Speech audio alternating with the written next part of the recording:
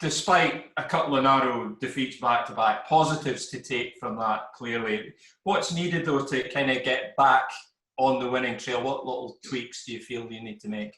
I think it's just when we're on top of games. I think we've played quite well in the last couple of games. I think when we're on top, I think we need to make sure we have enough chances and we score. I think when you always play well and it's always 0-0, you've always the likelihood, and it's shown in the last two games, you can get the sucker punch at the end. And I think for their performances, we need to get the goals early doors and give us something to hang on to or play with. So that's probably the thing we've been looking at this week.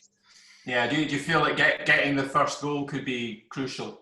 It would be nice to get the first goal, to be honest with you, because I think we've not scored the first goal in the opening 5 games of the season. So I think it's a big part. I think the stats are huge if you get the first goal in this league. So I think it's something we'll be going out to do on Saturday. Yeah, St Mirren at the weekend, a tough test against them.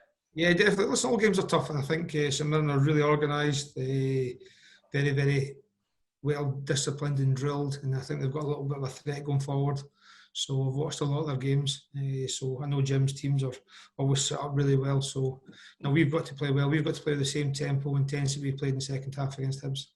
Yeah, if you could go into the international break with a win, it would be really good, wouldn't it? And it would build on the good work that you've achieved as a group so far this campaign.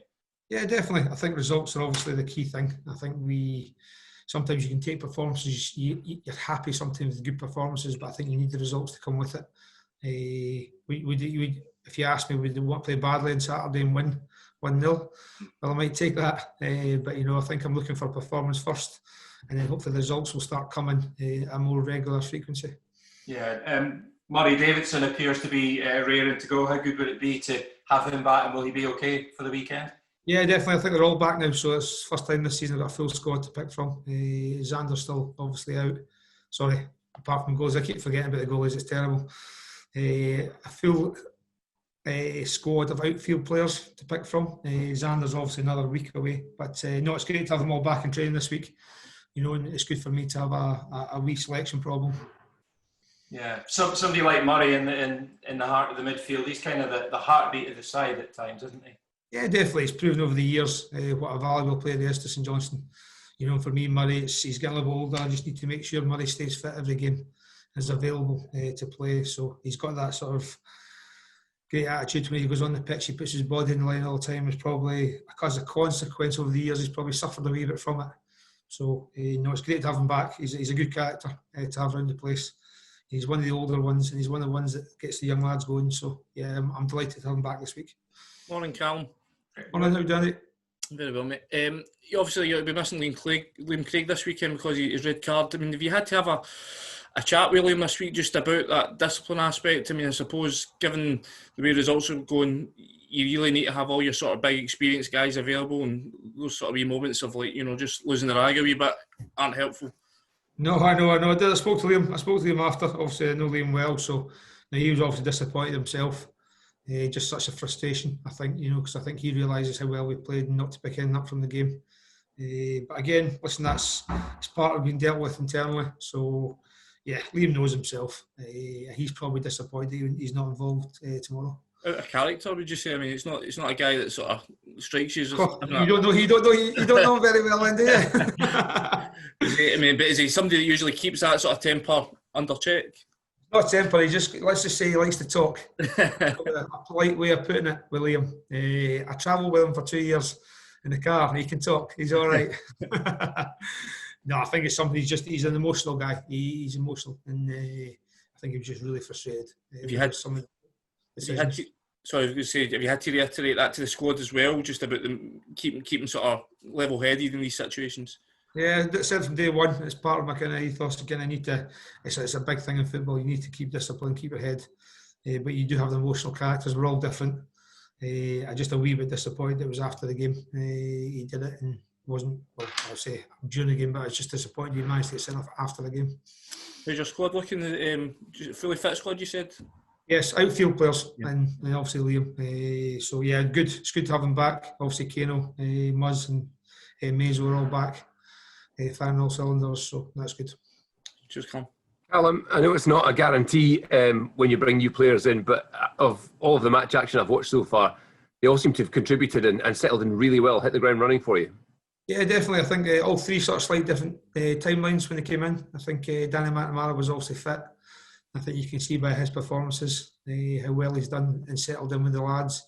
Craig was obviously been a little bit behind, and Tanto the same, but they're beginning to catch up. So yeah, no, it's good. It's good for that. It's pleasing when some of your signings come in and they fit into the squad well. So hopefully I can add a couple more possibly by the end of the window. There's a 2-week break now, so it'll be a good time for myself and my staff to really sort of having a proper look at players that are available. Callum, it's Tyrone here. Hello. You talk about hoping to add a couple more. I mean, I guess now the clubs in England are now back training and starting to prepare for the start of their new seasons. I mean, does that make this a good time for the likes of yourselves to perhaps, source and identify players who are starting to discover or being told that they're not going to be part of first team squads and such like down in England? Yeah, definitely. I think that's why, again, the windows, it's a strange window, isn't it? So I think we're all at different times. I think the English football obviously finished their season late, and then they're starting the season later as well. So, players will be there. Obviously, the COVID issues, there'll be players coming out of contract, players not sure what they're doing. So, yeah, I think sometimes you've got to have just to be a little bit patient. I'm happy with the squad I've got, especially with all the players back fit. I think it's just to make sure we have a decent size when we go into those winter months.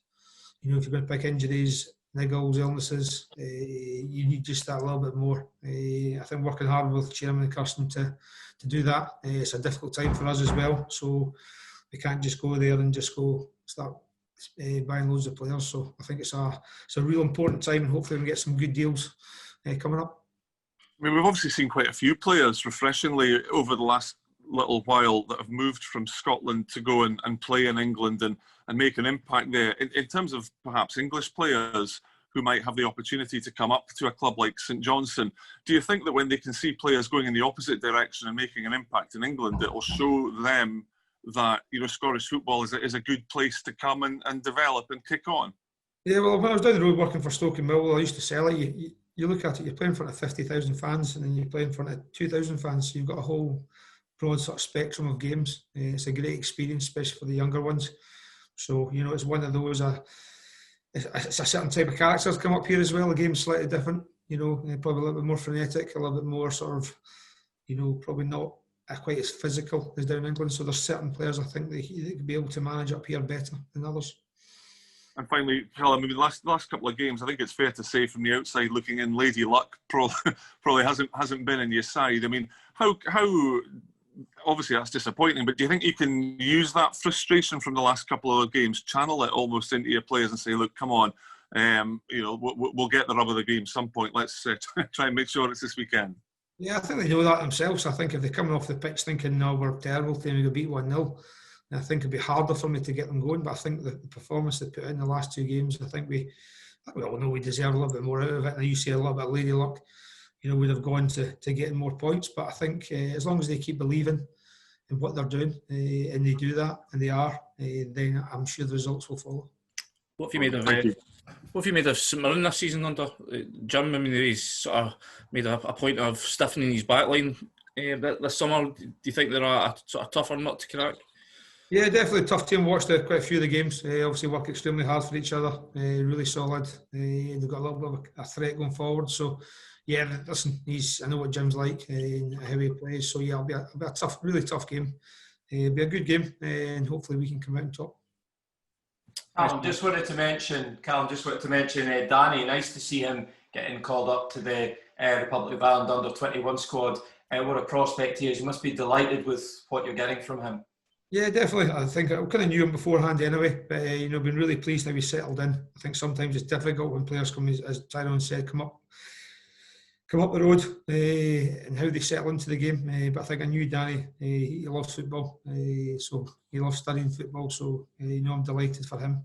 And I think he's been in the squad beforehand, but I think it's great to get called up again and get the recognition. Again when he plays against Rangers a couple of weeks ago, I thought he was superb. So I think a lot of people will be watching that, and it's good. It's good sort of, short window for Danny to perform. Great. Cool, guys. Nice, Callum. Cheers, guys. All the best. Thanks, Cal. Speak to you later. Cheers. Before you get Hopefully you get the ridiculous penalty decision in your favour. Cheers, guys. Cheers, see you later. Bye Cheers, bye. Sam. Cheers, Mark. Cheers. Speak to you later, Cal.